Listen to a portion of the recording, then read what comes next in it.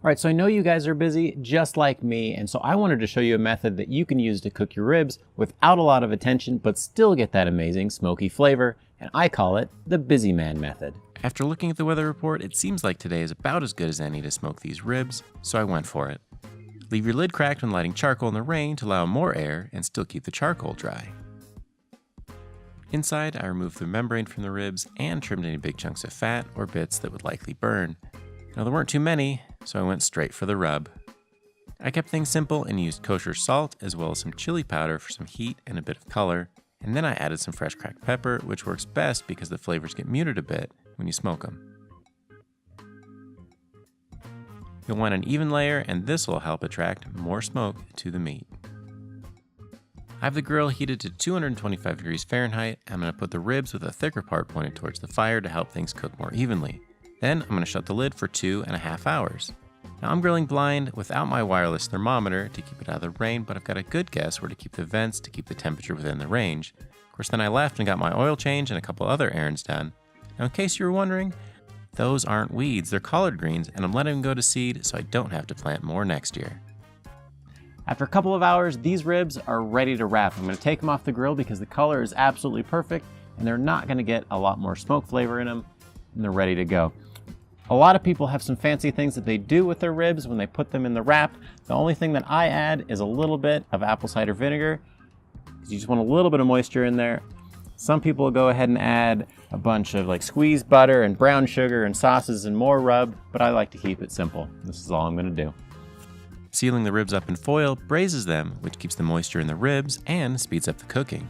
Now, if you really love bark, you might want to leave them on the smoker longer and keep them in the foil less time, or skip it altogether. Now, I'm going with the foil because I want to get these done in time for lunch.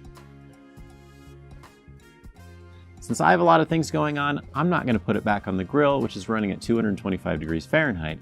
Since it's wrapped, you're not going to get any more smoke. I'm going to go throw it inside in the oven for an hour, hour and a half at 350 degrees Fahrenheit.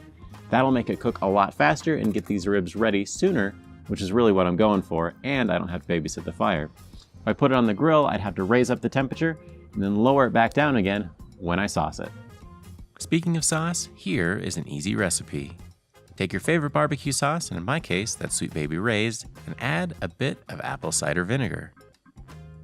Then add some molasses to give it a rich, sweet flavor, and some fresh cracked pepper or a little bit of your favorite rub. Now, Sriracha is a good addition too if you like it spicy. Mix it all together, and this sauce is done. The ribs are getting close to done when they start to crack when you pick them up.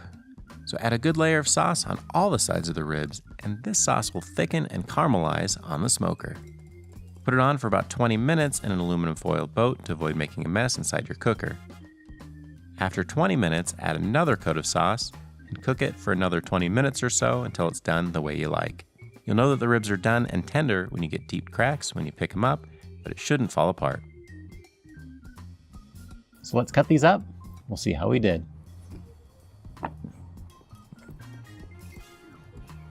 So the one mistake I made is I didn't trim these off. I thought that they'd already done that, so we've got a little bit extra here.